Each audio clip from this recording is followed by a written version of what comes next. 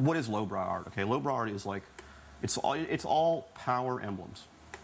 All of it. It's all icons of power. Okay? Powerful machinery, powerful people, powerful sexual images, animals, skulls, lightning bolts, flames. It's all power imagery. The term lowbrow, I think, just sucks. And I'll tell you, everybody hates it. Everybody hates it, you know? It's like, you know, Lever Williams coined the one term that everybody hates. Personally, I fucking hate the word lowbrow, and I don't really like to use it.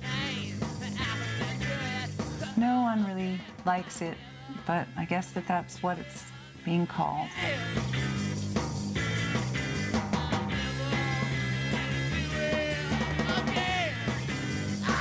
I don't really like the terminology of lowbrow. I mean, a lot of people like it. To me, it's kind of like new wave, you know, just sort of a catch-all that doesn't catch anything. I don't know. I don't hate the term. I think it's a great term. I think it's pretty descriptive.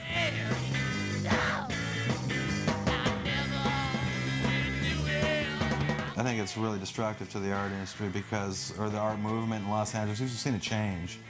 You know, where everybody thinks, well, if I don't paint this way, I'm not cool or I'm not going to get in the show. So you see a lot of repetition going on now. It's really getting fucking ridiculous, you know? It really is. Lowbrow art is actually copyrighted by Robert Williams. It's not a good term. It's not a great term.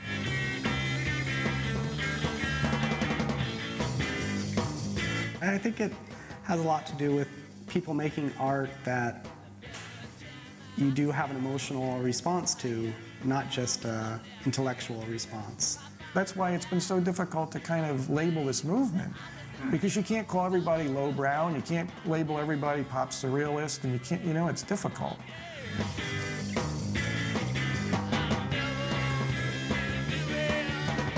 I call it pervasive art, and I think I'm the only one who's calling it pervasive art. I like monobrow better. Monobrow. I don't think it's up to us to define it either, really. I think it's one of those terms that people are placing on it, like they have throughout history. They're trying to put people in a group. Nobody else has come up with a better name, so that's probably why it is stuck.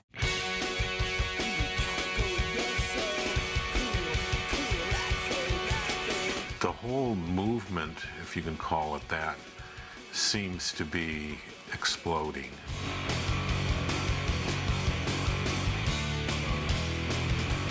Right now in LA, there's a real renaissance going on.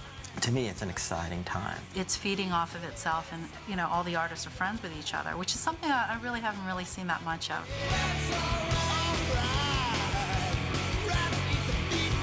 It comes out of a West Coast thing, an LA thing, really. Going back to Ed Big Daddy Roth, a lot of it's based on these subcultures like surfing or hot rodding. Those are really LA things. You know, they were conceived, born, and bred in Los Angeles.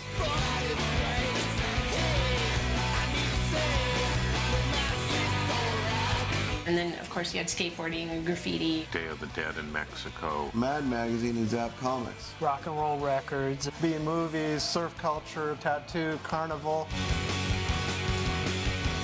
But it really is mimicking sort of the geographic landscape of Los Angeles itself. It's without a center. You know, it's really spread out. It's that soundstage blankness of LA allows for almost anything to happen here. It's a parallel art world. There's many parallel art worlds, and that's one of them. You have these two impulses. One is maybe to sugarcoat things out here. On the other hand, you have this thing where they're very keenly aware of just how fucked up this culture is, and so they're addressing that. I think the collectors here are buying because they truly love it, and they can't wait to rush the piece home and hang it up on their wall. You know, the West Coast is also influenced by Eastern culture. We've got Japan nearby. Some of these other artists who are doing a lot of the same stuff that the West Coast artists are doing, like Takeshi Murakami or Nara. The idea that an artist can also be an illustrator and can also make toys, it's kind of the way that we were doing it here as well. But, you know, Japanese people doesn't understand to the high and low. You know, in Japan they have these department stores and they've got museums, like, in the store, because Japan doesn't see any division between art and commerce at all. All culture has a same level.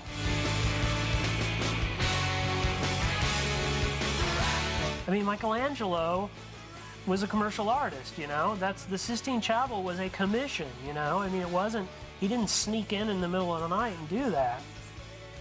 The art market is the last unregulated, handshake, no contracts, totally just open, Wild West business.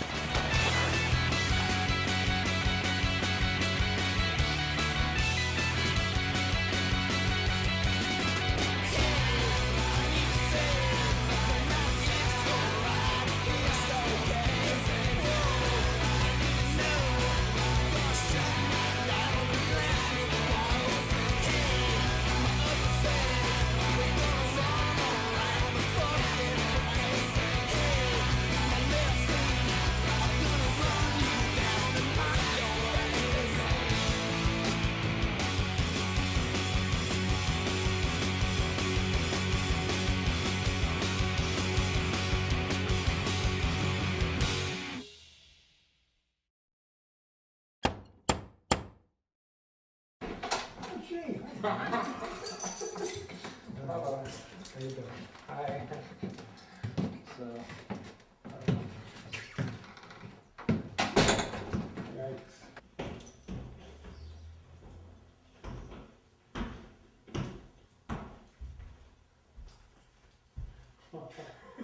Just take your time. Oh, man.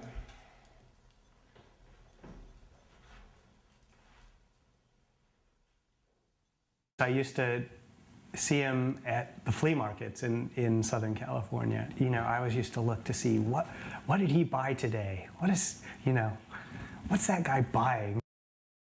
If you're a collector, like, you get the fucking fever, bro. And only real collectors know what that is. And it's a disease. You become this hoarding fucking monster, you know? He should start building a pyramid so that, you know, when he dies, they'll shove all his shit in the pyramid so that in like 1,000 years, some archaeologist will like dig this thing up and they will concoct this theory that Long Gone John was like the emperor of North America. I just keep accumulating, you know, and, you know, it's potentially a big problem. Because I feel I'm amassing this great collection of stuff, and then, you know, you just, you know, die. Or at some point it's like, what does this mean? What am I doing? What am I devoting so much time, energy, passion into filling my house with things, you know what I mean? And some people... And interestingly enough, I don't really consider myself to be a materialistic person. Food is necessary. Oxygen is necessary.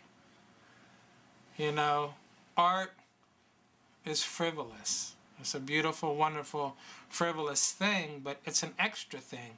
And a lot of people and a lot of cultures, including Western civilization, do not fucking have and collect art, and they're getting along just fucking fine and dandy.